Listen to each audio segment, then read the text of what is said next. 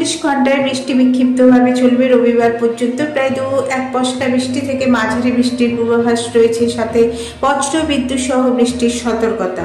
সঙ্গে 30 থেকে 40 কিলোমিটার গতিবেগে দমকা ঝোড়ো বাতাস বইবে। তবে সোমবার থেকে বৃষ্টির সম্ভাবনা কমবে।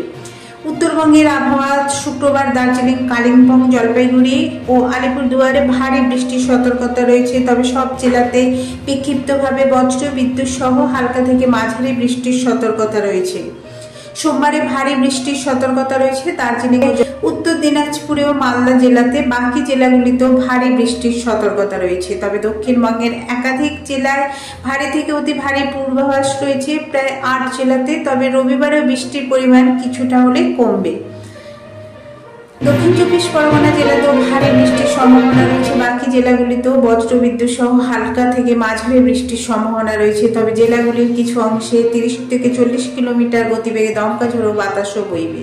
বাতাসে জলীয় বাষ্প থাকার সাথে অস্বস্তিও থাকবে। তবে সোমবার থেকে বুধবার পর্যন্ত ভারী বৃষ্টির সতর্কতা আছে। শনিবারও বিক্ষিপ্তভাবে ভারী বৃষ্টির সম্ভাবনা রয়েছে 8 জেলাতে। ভারী বৃষ্টির সতর্কতাও রয়েছে বাঁকুড়া ও পুরুলিয়াতেও। তবে উত্তর ও দক্ষিণ 2 জেলাতেই ভারী বৃষ্টির সতর্কতা রয়েছে, কারণ আবহাওয়ার সঙ্গে বৃষ্টিও হতে পারে। তবে জেলার কিছু অংশে 30 থেকে 40 কিলোমিটার গতিবেগে দমকা ঝোড়ো বাতাসও বইবে শনিবার পর্যন্ত। দপ্তর আরও জানিয়েছে, শুক্রবার দক্ষিণবঙ্গের বিভিন্ন জেলায় বৃষ্টির সম্ভাবনা রয়েছে। টানা বৃষ্টিতে ভিজতে পারে কলকাতা। বিক্ষিপ্তভাবে ভারী বৃষ্টিরও সম্ভাবনা রয়েছে প্রায় 6 জেলাতে। ভারী বৃষ্টি চলবে পূর্ব পশ্চিম মেদিনীপুরেও। এছাড়াও ঝাড়গ্রাম, বাঁকুড়া, পুরুলিয়া এবং দক্ষিণ 24 পরগনা জেলায়। বাকি জেলাগুলিতেও বজ্র বিদ্যুৎ সহ হালকা থেকে মাঝারি বৃষ্টির সম্ভাবনা রয়েছে। সপ্তাহ শেষে ভারী বৃষ্টির পূর্বাভাস দিয়েছে আবহাওয়া দপ্তর। গত কয়েকদিন ধরে দফায় দফায় বৃষ্টি চলছে দক্ষিণবঙ্গেও।